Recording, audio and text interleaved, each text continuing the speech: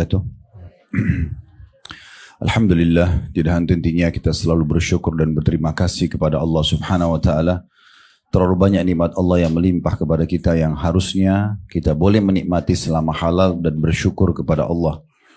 Dan kita harus banyak berterima kasih kepada Allah juga karena Allah menjadikan syukur yang kita ucapkan dengan alhamdulillah menjadi penyebab apapun yang kita butuhkan bisa bertambah dan bertahan.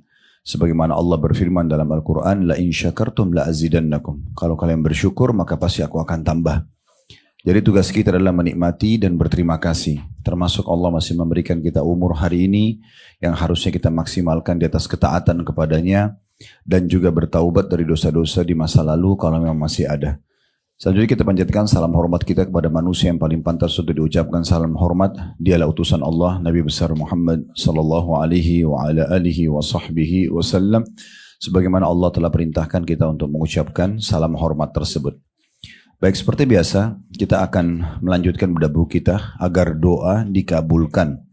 Sebab-sebab terkabul dan tertolaknya doa berdasarkan Al-Quran dan Sunnah yang ditulis oleh Dr. Sa'id bin Ali Waqf Al-Qahtani hafidhahullah. Kita akan masuk poin ke-29. Sedikit mengingatkan, poin terakhir yang kita bahas adalah berdoa di hari Arafah pada saat melaksanakan haji. Dan poin yang perlu kita titik beratkan di sini, kalau satu waktu Bapak Ibu insya Allah dimudahkan haji, maka Arafah itu waktu kita betul-betul harus ya dimaksimalkan dengan cara kita berdoa kepada Allah, perbanyak doa. Sudah kita singgung pada pertemuan yang lalu. Kalau misalnya opsinya ada yang bertanya, mana lebih baik di hari Arafah? Saya baca Quran atau saya berdoa? Maka jawabannya tetap berdoa. Kalau misalnya pilihannya yang lain apa saja tetap doa. Karena kata Nabi SAW, doa yang paling baik adalah hari Arafah. Jadi boleh kita makan, boleh minum, boleh istirahat tapi jangan berlebihan. Karena waktu Arafah itu terbatas sekali. Dari mulai sebelum duhur sampai maghrib saja.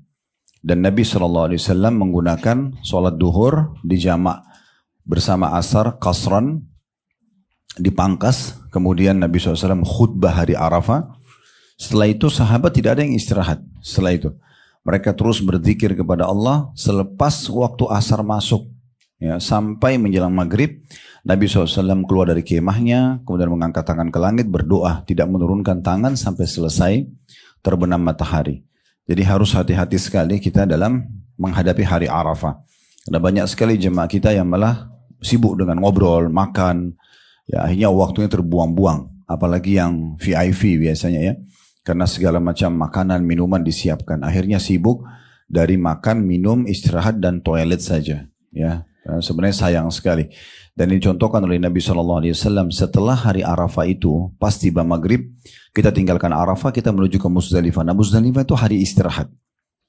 Makanya Nabi SAW sengaja mentakhirkan sholat maghrib dan isya di Muzdalifah, lalu beliau tidur sampai pagi. Beliau tidur sampai menjelang subuh, habis itu beliau sholat subuh baru meninggalkan Muzdalifah. Jadi memang siangnya kita sibuk ibadah, malamnya kita ya istirahat. Dan kita perlu tahu hari Arafah adalah hari yang paling banyak Allah Subhanahu wa taala melepaskan hamba-hambanya dari api neraka. Sebagaimana kata Nabi SAW, sungguhnya tidak ada hari yang paling banyak Allah lepaskan hambanya dari api neraka dibandingkan hari Arafah. Nah, seperti itu kurang lebih. Dan ini yang terakhir kita bahas. Sekarang kita masuk ke poin 29, yaitu berdoa setelah tergelincir matahari sebelum waktu duhur. Nah, ini waktu ini banyak luput dari sebagian orang ya. Jadi menjelang duhur kayak tadi. Ya, pas sudah mau masuk waktu duhur, di saat itulah kita berdoa kepada Allah SWT. Jadi bukan antara azan dan iqamahnya, tapi menjelang duhurnya. Disebutkan dari Abdullah bin Sa'ib radhiyallahu anhu, beliau mengatakan bahwasanya Rasulullah SAW melaksanakan sholat 4 rakaat setelah tergelincir matahari sebelum duhur. Kemudian beliau bersabda, innaha sa'atun tuftahu fiha abwabus samai wa uhibbu an yas'ada li fiha amalun salih. Sesungguhnya ini adalah waktu di mana pintu-pintu langit dibuka. Dan aku suka ada amal baikku yang naik pada waktu itu. Hadis ini tentu ada footnote di bawah 143, diriwayatkan Tirmidzi dan disahihkan oleh Syekh Albani. Juga dikatakan dari Abu Ayyub radhiyallahu anhu, beliau berkata, Sesungguhnya pintu-pintu langit dibuka apabila tergelincir matahari dan tidak kembali tertutup sampai sholat duhur dilaksanakan. Maka saya suka ada kebaikanku yang diangkat ke langit saat itu. Ya, itu ada footnote di bawah nomor 146 ya, 6 diriwayatkan oleh Ahmad secara marfu. Baik, di sini ada penjelasan ulama tentang masalah hadis ini. Pendapat yang paling kuat tentunya dimaksud adalah waktu duha. Mulai dari waktu duha sampai masuk waktu duhur. Karena ada sebuah hadis qudsi yang dihasankan oleh para ulama riwayatnya. Nabi SAW bersabda, Allah berfirman, wahai hamba-hambaku, rukuklah untukku di waktu duha itu 4 rakaat, maka aku akan penuhi hajatmu pada hari itu. Nah, hadis ini selain menyebutkan tentang keutamaan sholat duha, kalau orang kerjakan 4 rakaat, kita kan sudah tahu kalau 2 rakaat itu sama dengan bersedekah untuk 360 sendi kita. Sebagaimana hadis Nabi SAW, dalam tubuh manusia ada 360 sendi, dia harus bersedekah setiap hari untuk sendi-sendi tersebut supaya Allah tetap pertahankan. Dan 2 rakaat sholat duha bisa menutupi 360 sendi tersebut. Tapi kalau ibu dan bapak menambah 2 rakaat lagi, jadi 4 rakaat, maka dapat hadis yang baru kita sebutkan tadi. Sebagaimana saya ulangi lagi, kata Nabi SAW, Allah berfirman, wahai anak Adam, rukuklah untukku 4 rakaat di awal pagi, terbit matahari, maka aku akan penuhi hajatmu pada hari itu. Jadi pendapat yang paling kuat, hadis yang baru kita baca di buku kita di poin nomor 29 adalah waktu duha. Sampai menjelang duhur. Jadi kalau kita mulai aktivitas pagi itu, yang penting sudah terbit matahari, usahakan diikuti dengan sholat duha 4 rakaat, baru sampaikan hajat kita, itu tempat mustajab doa. Ya, dan dimaksud dengan potongan hadis di sini, sesungguhnya waktu itulah dibuka pintu-pintu langit dan aku ingin amal soleh dinaikkan ke langit pada saat itu. Dan kita tahu di antara amal soleh yang baik adalah doa, adalah berdoa. Kembali kita ingatkan lagi ya, doa itu Bapak Ibu sekalian yang paling afdal justru diucapkan di saat kita lagi tidak ada hajat. Kita hanya sekedar mau minta rahmat Allah, tambahan rahmat. Seperti kita lagi sehat, minta supaya ditambah kesehatannya. Kita lagi melimpah harta, kita minta agar diberikan keberkahan. Kebahagiaan sudah ada, kita minta agar dipertahankan kebahagiaan tersebut. Tamak dengan rahmat Allah ini lebih afdal dibandingkan kita lagi ada masalah lalu kita minta jalan keluar. Jadi lebih baik ibu dan bapak minta, ya Allah pertahankan kesehatanku, daripada nanti sakit baru ibu dan bapak bilang, ya Allah sembuhin saya. Dua-duanya berpahala. Tetapi kalau kita minta dalam kondisi kita lagi lapang, itu jauh lebih afdal. Makanya kata Nabi SAW, ini pernah kita jelaskan di awal-awal buku, waktu saat kita bedah buku kita ini, kata Nabi SAW, ya, kenali Allah berfirman, wahai anak Adam kenalilah, Nabi SAW mengatakan kenalilah Tuhan kalian, maksudnya berdoalah di saat lagi lapang, maka dia akan mengenali kalian di saat kalian sedang sempit. Jadi kalau ada orang mau lagi ada masalah, ujian, dia mau cepat dapat jalan keluar, justru di saat dia sedang sehat, lagi lapang, banyak berdoa. Banyak berdoa. Oleh karena itu, sering kita titik beratkan dari awal bedah buku ini juga, tidak ada alasan untuk tidak berdoa. Nah, termasuk seperti sekarang hujan turun ini waktu mustajab doa. Sudah kita pernah jelaskan itu hari ya. Dan banyak sekali waktu mustajab yang sudah kita bahas di bab kita dalam buku ini gitu ya. Jadi jangan disia-siakan walaupun hanya 1-2 doa. Misalnya kita mulai dengan Alhamdulillah wassalatu wassalamu ala rasulillah, ya Allah ridholah kepadaku misal. Ya, kalau saya biasa baca doa yang paling ringkas, saya bilang begitu, ya Allah ridholah kepadaku. Karena keridhaan Allah ini kalau kita dapat berarti semuanya Allah akan penuhi. Gitu. Itu paling ringkas. Makanya Allah Subhanahu Wa Taala menyebutkan tentang Nabi Muhammad SAW dan para sahabatnya, gitu kan? Bahwasanya Allah ridho kepadanya. Allah ridho kepada Nabi SAW, Allah ridho kepada para sahabat. Makanya kita kalau bilang, misalnya sebut nama sahabat Abu Bakar, kita bilang radhiyallahu anhu, Umar radhiyallahu anhu. Maksudnya Allah ridho kepadanya. Nah keridhaan Allah ini adalah nikmat yang paling besar yang didapatkan seorang hamba.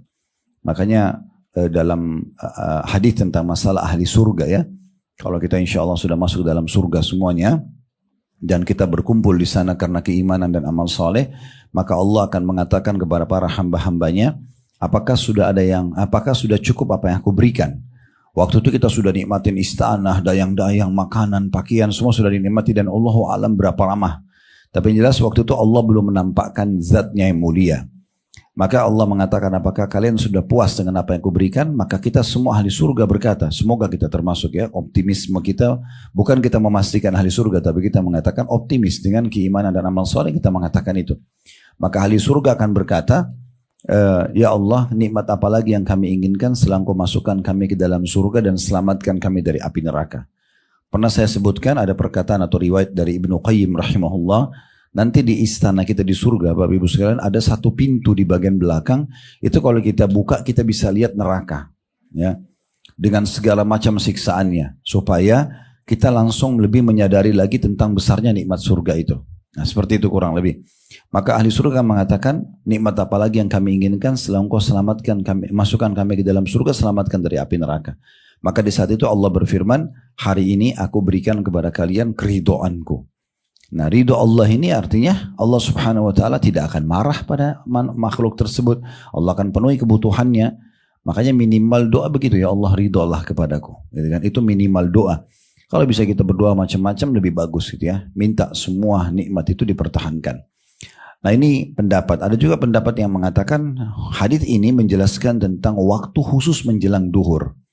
Ya, makin dekat duhur maka makin masuk dalam hadits ini. Tapi saya bilang tadi pendapat yang paling kuat Allahu a'lam yang dimaksud sih sebenarnya waktu duha. Ya, waktu duha. Jadi kita kuatkan dengan tadi, jangan lupa ikuti dengan sholat duha. Kalau mau maksimal lebih bagus itu 4 rakaat. Walaupun 2 rakaat sudah cukup. Karena hadits tadi tentang 4 rakaat dipastikan Allah akan penuhi hajat kita pada hari itu. Lalu juga amal soleh akan dilaporkan di langit sampai menjelang duhur. Dan Nabi SAW mengatakan, dan aku ingin di waktu-waktu itu diangkat amal solehku di langit. Dan termasuk amal ibadah atau amal soleh yang baik adalah doa. Adalah berdoa. Ya. Juga seperti kalau kita masih punya orang tua hidup, ya bisa kita doakan, tidak harus tunggu meninggal. Ya, Rabbi ghfirli wali walidayya itu dibaca di saat orang tua kita hidup dan juga sudah meninggal.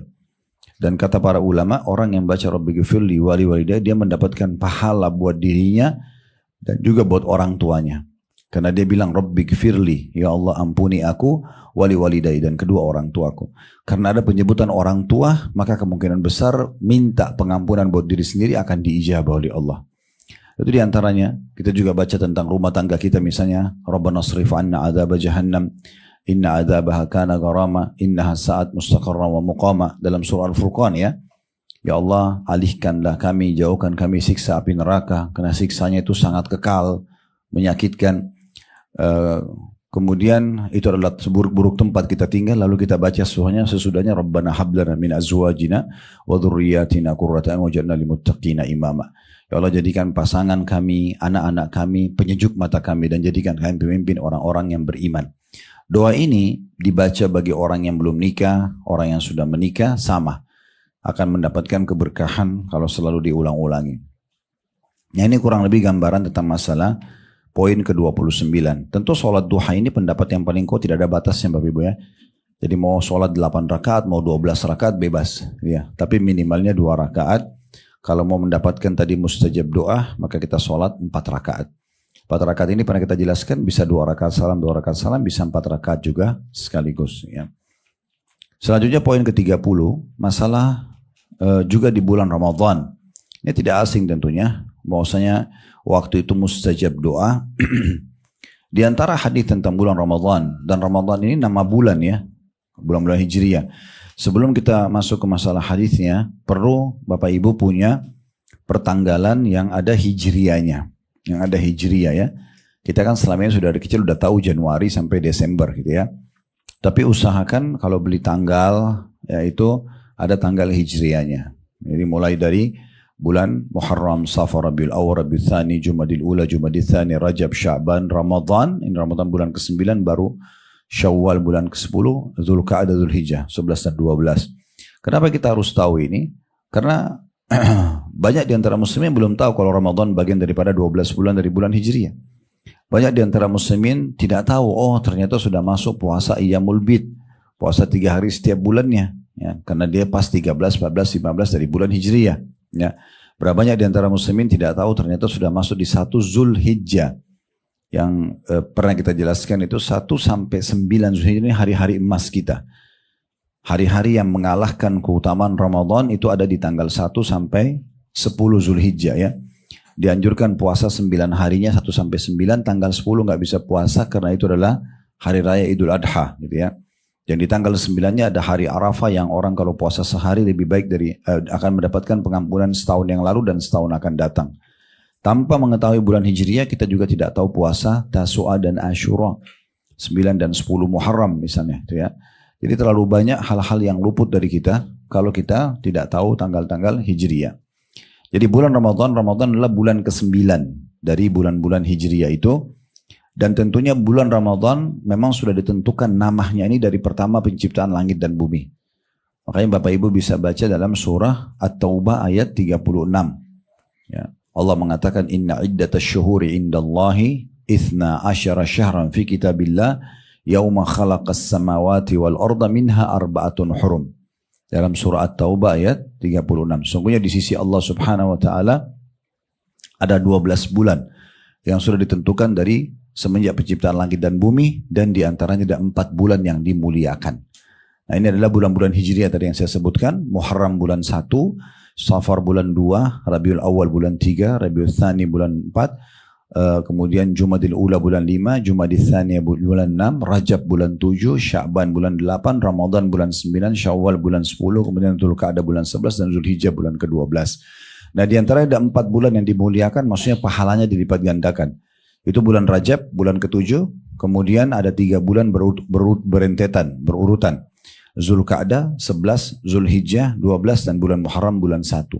Ini kalau Bapak Ibu buat amal soleh dilipat gandakan pahalanya selain Ramadan. Baik, hadis tentang masa Ramadan sangat masyhur. Di antaranya adalah hadis Abu Hurairah radhiyallahu anhu, beliau berkata Rasulullah sallallahu alaihi wasallam bersabda, "Idza dakhala Ramadan futihat abwabul jannah wa ghullikat abwabul jahannam wa sullilatis syayatin." Apabila Ramadan tiba, pintu-pintu surga dibuka, pintu-pintu neraka ditutup dan syaitan-syaitan semuanya dirantai. Hadis riwayat Bukhari dan juga Muslim ya.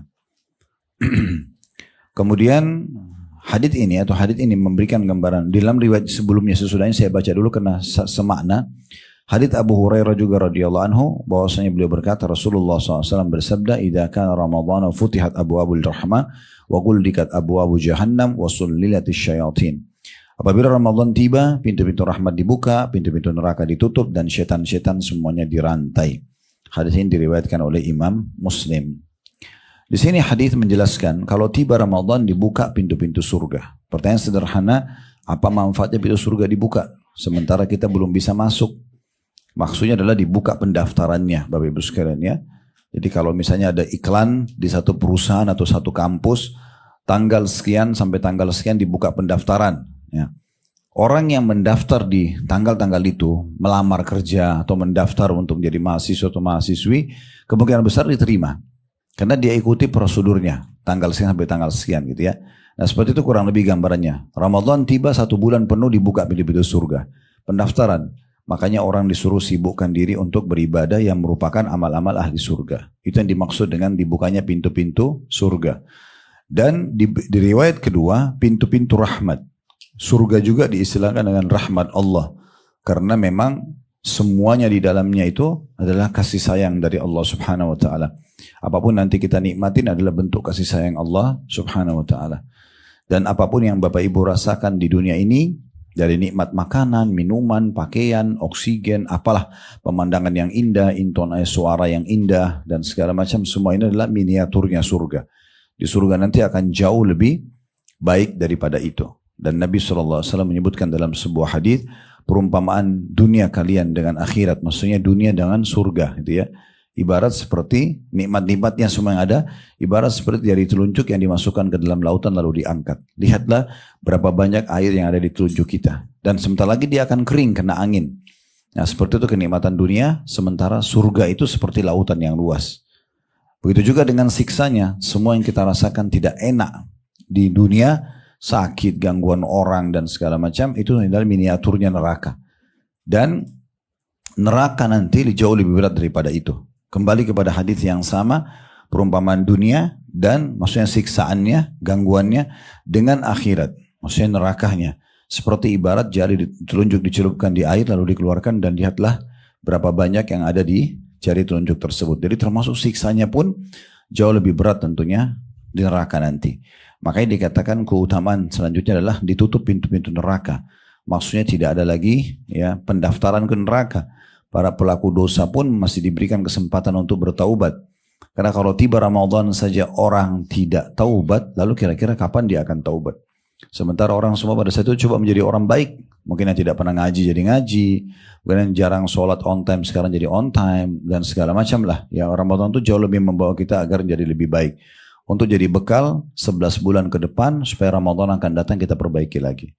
Tapi intinya di sini, pada saat dikatakan dibukanya pintu-pintu surga dan ditutup pintu neraka, berarti waktu mustajab untuk berdoa. Sehingga kita mohon agar Allah berikan kita surga dan selamat dari api neraka. Baik, poin nomor 31. Yaitu saat kaum muslimin berkumpul dalam satu majlis zikir. Ya, nanti akan kita jelaskan masalah majlis zikir ini. Dari Abu Hurairah radhiyallahu anhu dari Nabi sallallahu alaihi wasallam bahwasanya beliau bersabda inna lillahi malaikatan yatufuna fit turuqi yaltamisuna ahla dzikr fa idza wajadu qauman yadhkuruna Allah tanadaw halummu ila hajatikum qala fayahuffunahum bi ajniyatihim ila as-sama'i dunya qala fayas'aluhum rabbuhum wa huwa a'lamu minhum ma yaqulu ibadi qalu yaquluna yusabbihunak wa yukabbirunak wa yahmadunak wa yumajjidunak. Artinya kata Nabi SAW, sungguhnya Allah memiliki khusus para malaikat-malaikat yang bertugas berkeliling di jalan-jalan, maksudnya jalan-jalan dunia ini ya, di bumi ini, mencari para ahli zikir. Apabila mereka temui satu kaum yang berzikir kepada Allah, mereka memanggil satu sama yang lain, marilah kepada keperluan kalian. Maksudnya satu malaikat panggil malaikat yang lain. Ini hajat kita nih, sudah kita temukan. Ada orang lagi kumpul gitu ya. Rasulullah SAW melanjutkan, maka mereka mengitari mereka, maksudnya orang-orang yang sedang zikir dengan sayap-sayap mereka sampai ke langit dunia. Rasulullah SAW bersabda lagi, Allah bertanya kepada mereka, maksudnya para malaikat. Dan Allah Maha tahu apa yang diucapkan hamba-hambaku. Pada saat malaikat ini kembali nanti kepada Allah setelah menghadiri majelis zikir itu, lalu Allah tanya kepada mereka, apa yang hamba-hambaku ucapkan? Para malaikat mengatakan mereka berucap bertasbih, mensucikan namamu, mengagungkanmu, dan bertahmid, memujimu, dan memuliakanmu. Dari hadis ini disebutkan, kalau Bapak Ibu lihat bukunya, ada al-hadis. Maksudnya hadis ini masih bersambung, ya, masih bersambung. Saya sebutkan versi lengkapnya karena tidak disebutkan di buku kita. Maka para malaikat-malaikat tersebut kembali kepada Allah. Kemudian Allah bertanya kepada mereka, dari mana kalian? Mereka mengatakan kami dari bumi, ya, untuk melihat hamba-hambamu yang sedang berzikir. Maka kami dari bumi. Lalu kata Allah SWT, dan kami temuin hamba-hambamu yang sedang berzikir. Maka kata Allah SWT mengatakan, dan Allah lebih tahu mereka sedang melakukan apa. Maka para malaikat mengatakan mereka bertasbih, bertahmid, ya, yang memuji, mengatakan subhanallah, alhamdulillah, dan seterusnya, ya, dan memuliakanmu. Maka Allah pun mengatakan, apakah mereka sudah pernah melihatku? Maka kata para malaikat, belum. Lalu berkatalah Allah Subhanahu wa ta'ala kepada para malaikat, bagaimana kalau mereka sudah melihatku? Maka para malaikat mengatakan, itu mereka lebih mengagungkanmu lagi ya Allah, lebih memujimu lagi. Lalu kemudian berkata lagi Allah SWT, apa yang mereka harapkan? Apa yang mereka minta? Maka kata para malaikat, mereka minta masuk ke dalam surgamu dan selamat dari api nerakamu. Maka kata Allah Subhanahu wa ta'ala kepada para malaikat, apakah mereka pernah melihat surga itu? Maka kata para malaikat, belum. Ya. Maka kata Allah Subhanahu wa ta'ala, atau bagaimana kalau mereka sudah melihatnya? Kata para malaikat, tentu mereka akan lebih berharap agar bisa masuk ke dalamnya. Lalu dari apa mereka berlindung? Kata para malaikat, mereka berlindung dari neraka. Kata Allah, apakah mereka sudah lihat neraka? Malaikat mengatakan belum. Lalu kata Allah SWT, bagaimana kalau mereka melihat neraka? Kata para malaikat, tentu mereka akan jauh lebih melindungkan diri atau menyelamatkan diri dari api neraka. Maka kata Allah Subhanahu wa ta'ala, ini penutupan hadis ya. Dilihat bukunya kembali, lanjutannya, dan di akhirnya disebutkan. Jadi tadi yang saya sebutkan tambahannya itu adalah yang dalam kurung al-hadis. Sekarang di akhirnya hadits itu kata, fayaqul, maka Allah pun berfirman, fa ushhidukum anni qad ghafartu lahum. Qala yaqulu malakum minal malaika fihim fulanun laysa minhum innama ja'a li haja. Qala humul julasa'u la yashqa bihim jalisuhum. Maka Allah berfirman, aku menjadikan kalian wahai para malaikat sebagai saksi bahwa aku telah mengampuni mereka semua. Rasulullah SAW bersabda, di antara malaikat ada yang berkata, di antara orang-orang yang itu dalam majlis tadi itu, ada si fulan yang bukan termasuk ahli zikir. Dia cuma kebetulan mampir, lewat, ikut-ikutan temannya, melainkan datang hanya untuk satu keperluan. Ya. Allah berfirman, mereka itu orang-orang yang duduk berzikir, semuanya teman, tidak akan celaka orang yang duduk dengan mereka. Tidak akan celaka orang-orang yang duduk dengan mereka. Baik, kita baca dulu hadis yang kedua, baru kita jelaskan syarahnya atau penjelasannya. Nabi SAW bersabda, la yaqudu qaumun yadhkuruna Allah azza wa jalla illa haffathumul malaika wa ghashiyatuhumur rahmah wa nazalat alaihimus sakinah wa dzakarahumullahu fiman indah. Tidaklah satu kaum duduk berzikir kepada Allah azza wa jalla melainkan ya, mereka dikelilingi oleh malaikat, diliputi rahmat, maksudnya kasih sayang dan rezeki dari Allah, dan diturunkan kepada mereka kedamaian. Dan Allah menyebut-nyebut mereka kepada para malaikat yang ada di sisinya. Pada malaikat yang ada di sisinya. Baik, kita masuk dulu ke riwayat ini. Riwayat yang pertama, Bapak Ibu sekalian rahimakumullah, adalah menjelaskan kepada kita tentang masalah keutamaan. Yang pertama dulu bahwasanya adanya ya, malaikat-malaikat yang Allah ciptakan. Walaupun tidak nampak dengan mata kita, tapi mereka ada wujudnya. Ya. Sebagaimana pernah kita jelaskan, tidak semua yang tidak nampak dengan mata berarti tidak ada. Karena kita bisa rasakan suka, benci, marah, ya, senang, bahagia, tapi kita bisa rasakan lapar, haus, kita bisa rasakan tapi tidak tahu wujudnya. Berarti tidak semua yang tidak ada wujudnya itu berarti tidak ada. Ini sekaligus membantah pemahaman orang-orang ateis, mengatakan tidak ada Tuhan, kok tidak nampak gitu. Padahal sebenarnya tidak semuanya ditampakkan oleh Allah Subhanahu wa taala. Makanya kita dipuji kalau beriman semua dengan hal-hal yang gaib. Di awal surah Al-Baqarah, ya, dipuji alladzina yu'minuna bil ghaib. Mereka adalah orang-orang yang beriman kepada yang gaib, yakin Allah itu ada, malaikat itu ada, dan seterusnya. Dan pernah kita jelaskan cara kita mengetahui malaikat ada adalah dari bisikan positifnya. Semua bisikan yang mengajak kepada ketaatan itu berarti dari malaikat. Semua yang mengajak bisikan pada pelanggaran dari syaitan. Maka kita harus lebih jeli gitu ya. Tentu tidak ada manusia yang luput dari bisikan syaitan karena Nabi Adam pun tergoda, tapi bagaimana kita menyadarinya, kemudian kita berhenti dan kita tidak melanjutkan ya. Tentu syaitan ini punya banyak sekali langkah untuk mencelakakan manusia, banyak sekali. Kalau kita lihat dari kisah para nabi-nabi itu dahsyat sekali ya, seperti kisah Nabi Ayub alaihissalam. Nabi Ayub itu sangat kaya raya, orangnya sangat tampan, sehat, seorang nabi, bahkan dia raja lah, dia orang yang dihormatin di masyarakatnya, pemimpin masyarakat itu. Lalu kemudian iblis minta izin sama Allah untuk menggodanya. Dan Allah mengatakan, kalau kau bisa menggoda Ayub, lakukan, gitu kan. Maka digodalah, gitu kan. Digoda, tapi godaan-godaan biasa yang iblis lakukan tidak pernah mempan kepada Nabi Ayub.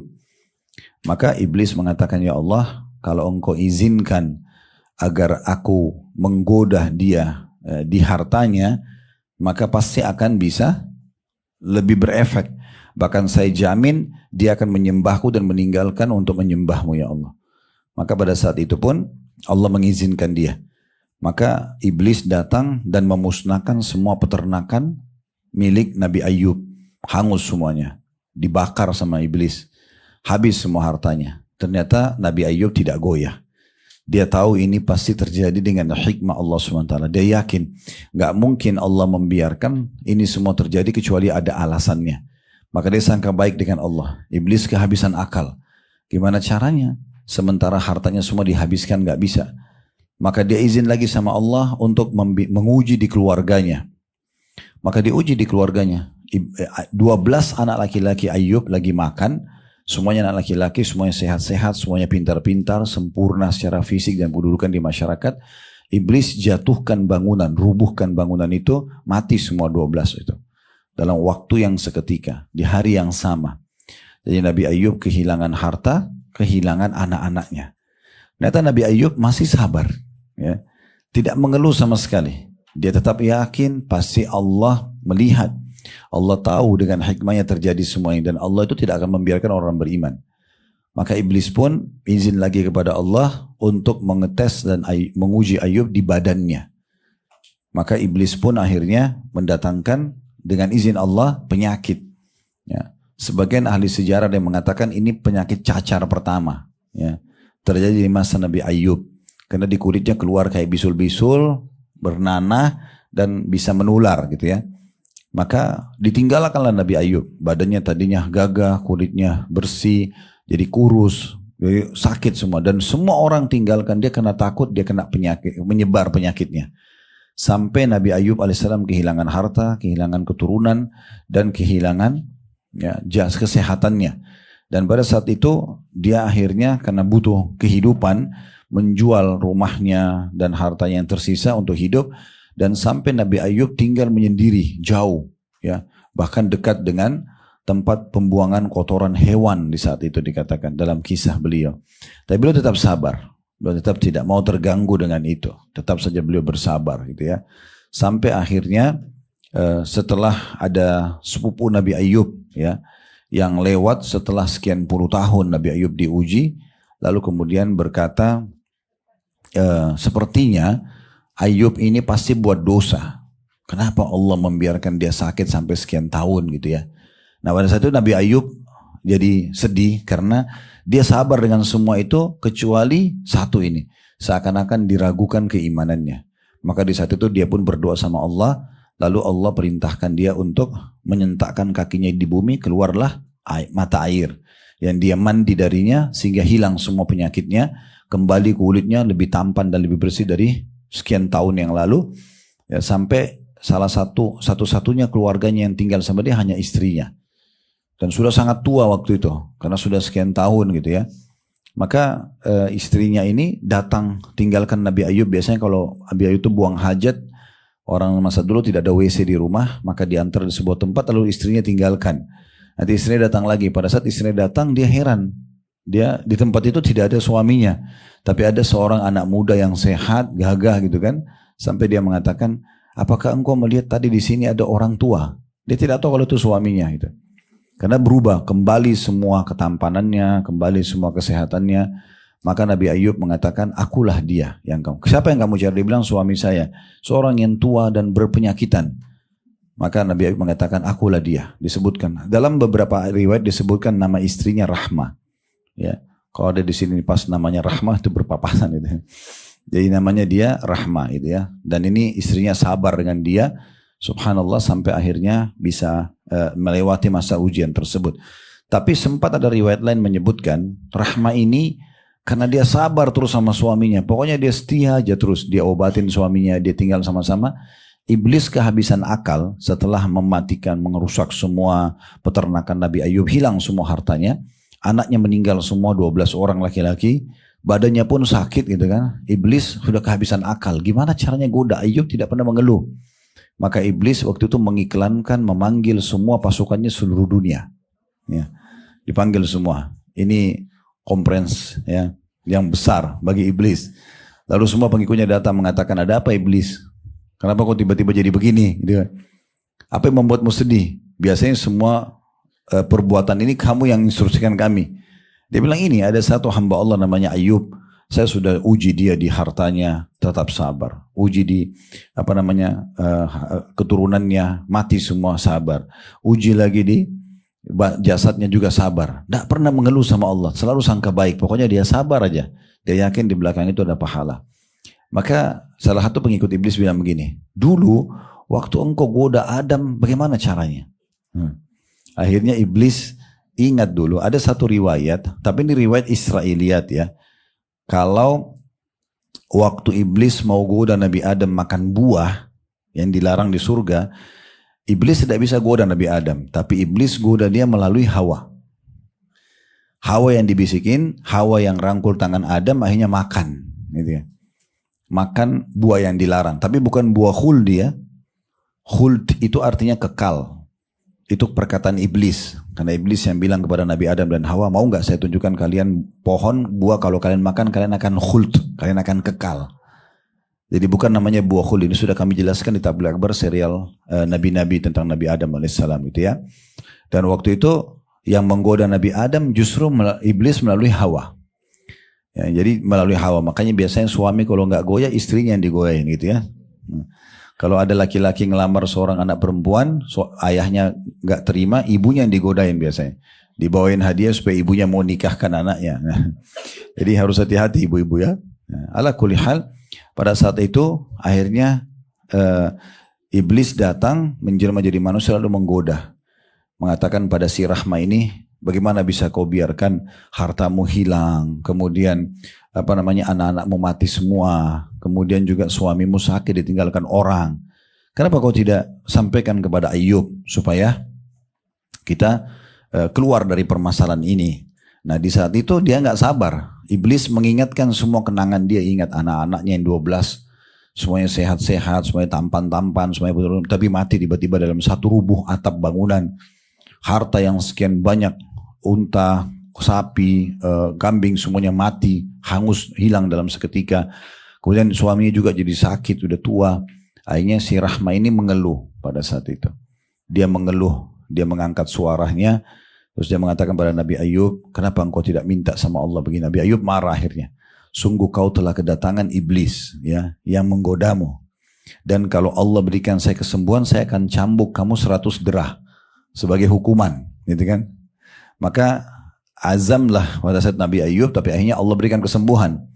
Nah Allah menyebutkan dalam Al-Quran supaya dia menjalankan tetap niatnya, maka Allah menyuruh dia mengumpulkan lidi-lidi, rumput ya, dikumpul sampai 100 lembar, itu dipukul 1 kali ke istrinya. Jadi bukan dicambuk pakai ya, ini, untuk menjalankan nazarnya gitu ya. Akhirnya mereka hidup lagi kembali. Dalam beberapa penjelasan ayat Al-Quran, Allah kembalikan anaknya dan hartanya. Jadi istrinya hamil lagi, melahirkan double. Ya. Jadinya 12 anak jadi 24. Ya. Terus hartanya tadi sekian banyak didobelkan karena kesabarannya. Nah intinya sebenarnya para malaikat itu, dia rivalnya syaitan. Rivalnya syaitan. Jadi semua bisikan kebaikan dari malaikat yang Allah izinkan, misalnya kita dengar azan, kita mau sholat, kita lihat orang miskin mau bantu, ada panggilan apalah, ibadah-ibadah kita tergerak untuk mengerjakan itu dari malaikat. Semua yang menghalangi itu dari syaitan, dan kita harus menepisnya, nggak boleh kita mengiyakan. Keyakinan tentang Allah maha melihat, Allah maha mengetahui, Allah maha benar dengan janji ini semua tidak boleh tergoda dengan syaitan. Jadi ya, seperti yang sudah kita panjang lebar ceritakan, Nabi Ayub itu cuma sekelumit kisah beliau. Sebenarnya nanti akan ada panjang lebar penjelasan insyaAllah di serial Nabi-Nabi di Blok M nanti di waktunya insyaAllah. Baik, dan para malaikat-malaikat ini diciptakan dari cahaya, sementara iblis dan syaitan diciptakan dari api. Ya, tentu malaikat-malaikat jauh lebih mulia dibandingkan syaitan tentunya ya. Sementara jin dan syaitan ini itu seperti kita manusia, beranak pianak, menikah, punya keturunan. Malaikat tidak sama sekali. Mereka diciptakan utuh, langsung bisa bertugas. Ya, langsung bisa bertugas. Nah, malaikat-malaikat itu punya banyak tugas. Bapak Ibu bisa baca dalam surah 77 dan 79. Ya. Tapi di antara tugas mereka disebutkan di 2 surah ini adalah mereka yang mengurus seluruh urusan dunia ini. Pergantian siang malam, pergantian musim, populasi manusia, tumbuh-tumbuhan, hewan-hewan. Jadi kalau kita lihat lautan yang luas, kita lihat hutan yang luas ya, siapa kira-kira yang merawatnya? Sekarang Bapak Ibu bayangkan kalau kita punya kebun di belakang rumah kecil aja, ukuran misalnya 10 kali 10 lah, itu kita tiap hari harus ngerawat gitu ya. Nah bagaimana dengan hutan yang luas di seluruh muka bumi ini? Siapa yang merawatnya? Ya begitu tertata rapi. Tidak ada negara yang merawat hutannya, mungkin dia budidayakan iya. Ya. Tinggal membersihkan dan segala. Tapi sebenarnya itu terawat rapi semua oleh para malaikat. Begitu juga dengan lautan, ya begitu luas. Siapa yang mau ngerawat semua ini? Itu adalah para malaikat, itu tugas-tugas mereka. Dan malaikat nampak tentunya dan terganggu dengan apa yang mengganggu kita ya. Jadi kita nggak boleh misalnya busuk, bau, ini mengganggu malaikat. Ya, maka kita disunnahkan bersiwak. Ya, kalau mau sholat. Karena kita akan ngomong dan malaikat itu mendengarkan bacaan ayat. Makanya dikatakan dalam sebuah hadis yang sahih, kalau seorang bangun malam, kemudian dia bersiwak, kalau kita sekarang sikat gigi, kalau bisa dikombinasikan lebih bagus ya, pakai kayu siwak sekaligus juga sikat gigi. Nah, kemudian sholat dan membaca ayat, maka malaikat akan mendekatkan mulutnya di mulut seorang itu, lalu menghirup ayat Al-Quran yang dibaca. Sampai masuk ke tubuh si malaikat tadi. Bagaimana prosesnya kita tidak tahu. Tapi kenananya bau itu. Di Masjid Nabawi itu pernah saya lihat ada seperti neon box besar. Ya sebenarnya videotron sih lebih tepatnya. Di situ ada tulisan, tapi dalam bahasa Arab. Saya tidak sempat lihat terjemahannya, cuma terjemah itu bahasanya itu kurang lebih, saudaraku muslim, jagalah sesuatu. Waktu itu dia tegur masalah rokok, ada gambar rokok, nggak boleh. Itu dikasih silang gitu ya. Terus dia bilang, saudaraku sesungguhnya ketahuilah ada hadis Nabi, malaikat terganggu dengan apa yang mengganggu manusia. Maksudnya dari bau-bau yang tidak sedap. Ya, makanya Nabi SAW mengatakan, marulah kalian dengan malaikat, ya, karena dia tidak berpisah dengan kalian kecuali saat kalian biologis atau kalian sedang di WC, gitu ya. Selebihnya tentunya seseorang selalu ada malaikat di dekatnya melihatnya, yang mengetahui perbuatan dan niatnya, maka kita pantas kalau malu ya. Dan Nabi SAW memuji Utsman bin Affan radhiyallahu anhu karena beliau pernah duduk, Nabi SAW lagi duduk merendam kakinya di sebuah genangan air karena itu musim panas supaya mendinginkan tubuh. Dan pada saat itu Nabi SAW menggulung bajunya sampai ke atas lututnya. Ya, jadi di awal paha gitu ya. Di situ kemudian Abu Bakar pamit masuk. Lalu Abu Bakar duduk di sebelah kanan Nabi melakukan hal yang sama. Menggulung gamisnya, bajunya sampai ke lutut lalu merendam kaki juga. Sambil ngobrol sama Nabi. Umar datang juga sama. Tapi waktu Utsman datang, Nabi SAW buru-buru tutup lututnya. Maka Abu Bakar sama Umar berkata, kenapa anda tutup lutut anda ya Rasulullah pada saat Utsman datang, pada saat kami datang tidak? Kata Nabi SAW, apakah aku tidak malu dengan orang yang malaikat aja malu padanya? Nah, salah satu ciri disebutkan Utsman radhiyallahu anhu itu, ini salah satu ciri yang disebutkan ya. Beliau tidak pernah melihat kemaluannya sendiri.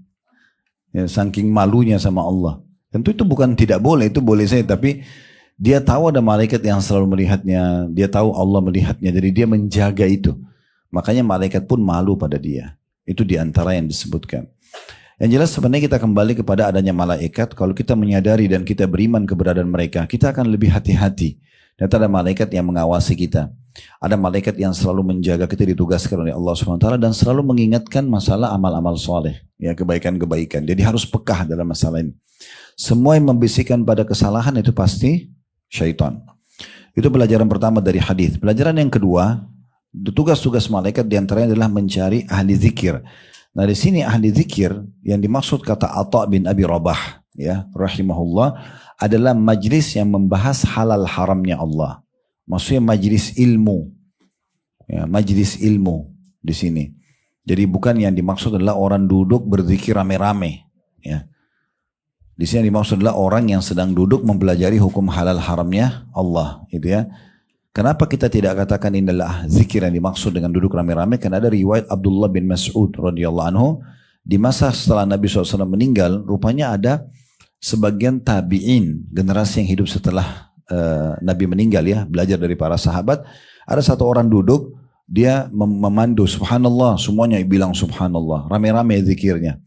Maka ada satu orang melapor kepada Abdullah bin Mas'ud mengatakan, coba lihat, kok ada orang buat seperti ini yang tidak pernah dilihat di masa Nabi. Nabi nggak pernah buat itu. Subhanallah, suruh baca semua rame-rame. Alhamdulillah tidak pernah Nabi lakukan. Maka Abdullah bin Mas'ud datang kepada majelis tersebut. Seraya mengatakan, sungguh sangat cepat binasa kalian oleh umat Muhammad. Saya kok cepat sekali kalian cari kebinasaan. Maka pemimpin majelis itu mengatakan, memang apa yang kami lakukan wahai Abu Abdurrahman, ayahnya Abdurrahman ini julukannya Abdullah bin Mas'ud. Apa yang kami lakukan? Ya. Maka kata Abdullah bin Mas'ud, sungguh ya rumah Nabi masih ada, pakaiannya pun masih ada, beliau baru meninggal gitu ya, banyak peninggalan Nabi masih ada. Kalian sudah berani buat apa yang tidak pernah dicontohkan oleh beliau. Maka pemimpin majelis itu mengatakan, kami hanya berzikir dan menginginkan kebaikan. Kata Abdullah bin Mas'ud, berapa banyak orang yang mencari kebaikan tidak mendapatkannya. Maksudnya kalau kalian mau buat pun buat seperti yang Nabi perintahkan. Kalau yang Nabi perintahkan, contohkan adalah orang zikir masing-masing. Saya zikir, jemaah ini zikir, ini zikir, ini zikir. Misalnya habis sholat, Saya baca ayat kursi, mungkin yang sana baca Al-Ikhlas, mungkin yang ini baca Subhanallah 33, itu bebas. Bersuara boleh, tetapi bukan berarti harus rame-rame. Nah ini yang banyak orang salah faham. Makanya di sini disebutkan ahlaz zikir. Ahlaz zikir, ya, orang-orang yang berzikir. Kalau dalam majelis ilmu itu kata Atha bin Abi Rabah adalah yang mengajar dan juga yang belajar. Nah ini yang dimaksudkan. Kemudian pelajaran yang ketiga, bahwasanya malaikat hadir dalam majelis zikir tersebut atau majelis ilmu walaupun kita nggak melihatnya, dan mereka menaungi orang-orang yang ada di majelis ilmu dengan sayap-sayap mereka. Ada sebuah kisah dinukil tentang kisah salaf dulu di masa tabi'in. Ada satu orang ngolok-ngolok para penuntut ilmu. Jadi mereka penuntut ilmu pada bawa kitab besar-besar sambil jalan, lalu orang-orang ini mengolok mengatakan, kalian sedang nuntut ilmu agama, katanya ada sayap malaikat menaungi kalian. Lalu yang orang-orang yang buruk ini menyentakkan kaki mereka ke tanah selain mengatakan, mana sayap malaikat ini, saya injak-injak. Naudzubillah. Dia ngomong gitu ya. Terus tiba-tiba pincang. Langsung orang-orang itu pada pincang kakinya. Allah subhanahu wa ta'ala hukum di tempat gitu ya. Karena kita wajib imani. Bagaimana malaikat menaungi kita dengan sayapnya kita nggak tahu. Tapi kita wajib yakin, pondasi agama kita keyakinan. Ibu dan bapak nggak boleh ragu, saya kalau sholat masuk surga nggak ya? Nah memang begitu janjinya, nggak boleh ragu. Ya, nggak boleh ragu kalau kita sedang, boleh nggak saya sholat malam supaya doa saya diijabah? Nah, memang begitu janjinya. Boleh nggak sedekah supaya Allah lebih memberikan peluasan rezeki? Memang begitu janjinya. Kita harus yakin, tidak boleh ragu. Ya, semua janji-janji Allah, sebagaimana kita juga tidak boleh ragu terhadap ancaman Allah Subhanahu Wa Taala. Nah ini maksud di sini.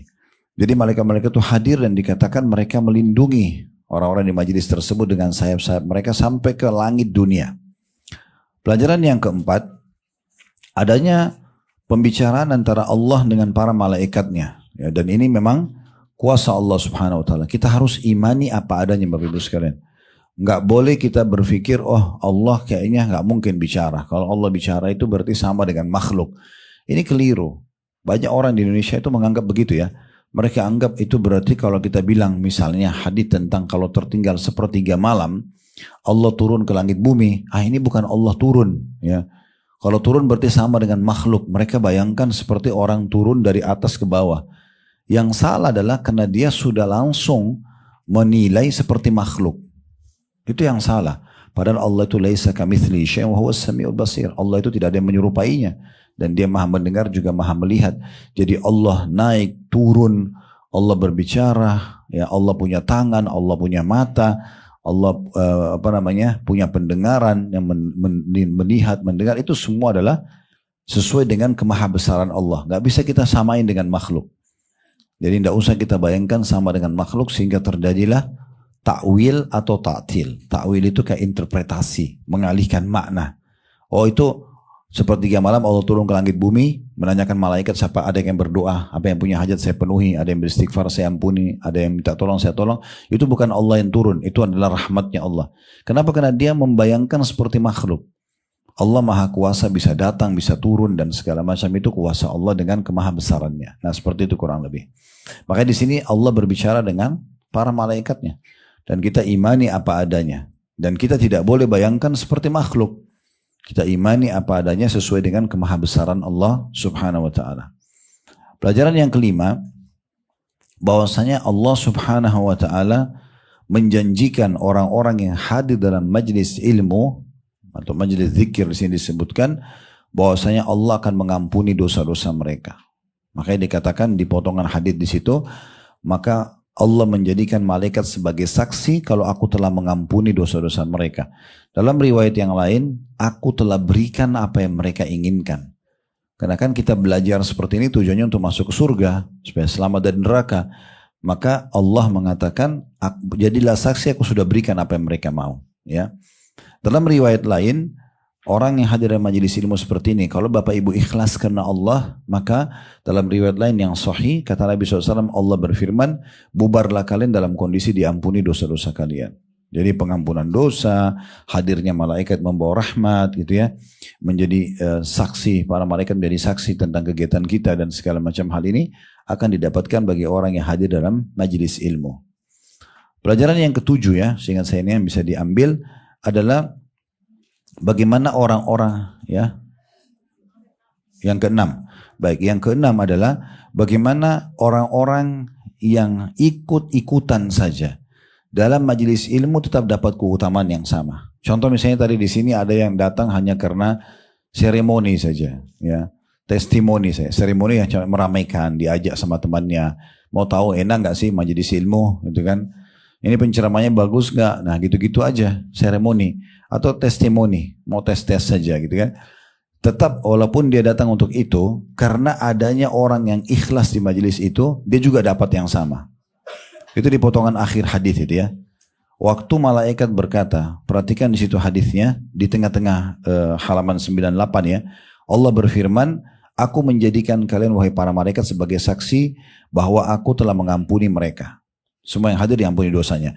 Rasulullah SAW, di antara malaikat ada yang berkata, di antara orang-orang yang hadir tadi ada si fulan yang bukan termasuk ahli zikir, bukan tujuannya datang untuk menuntut ilmu, ya, melainkan datang untuk satu keperluan, hanya karena mau bicara bisnis, hanya karena mau tes tadi, testimoni atau seremoni saja. Allah berfirman, mereka itu semuanya teman, dianggap satu majelis ya, tidak akan celaka orang yang duduk bersama mereka. Maksudnya akan dapat yang sama, ya, akan dapat yang sama. Nah, riwayat yang kedua itu ada tambahan di situ, Bapak Ibu sekalian, yang di bawah sekali halaman 98 ya. La yaqudu qaumun, kata Nabi SAW, la yaqudu qaumun yadhkurunallaha azza wa jalla illa hafathumul malaika. Tidak satu kaum duduk berzikir kepada Allah azza wa jalla melainkan mereka dikelilingi oleh para malaikat. Ini sudah kita jelaskan tadi. Wa ghasyiyatuhumur rahmah, diliputi rahmat. Rahmat artinya karunia ya, dikasih rezeki oleh Allah. Nah, tambahannya adalah wa nazzalat alaihimus sakinah, dan diturunkan kepada mereka kedamaian, ketentraman. Makanya di majelis ilmu seperti ini mau 1 jam, mau 2 jam, orang tenang aja. Orang asyik aja dengarnya gitu ya. Karena Allah memang turunkan kedamaian dalam majelis ilmu itu. Ya.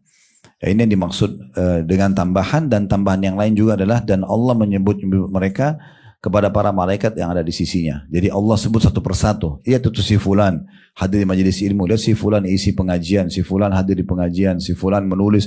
Allah banggakan semua di depan para malaikatnya. Jadi Allah sebutkan di depan para malaikatnya. Nah, ini termasuk keutamaan orang yang hadir seperti ini. Allahu a'lam. Baik, ini mungkin bahasan kita insya Allah. Kedepannya tersisa 3 poin kita akan bahas di pertemuan akan datang. 32, 33 sama 34.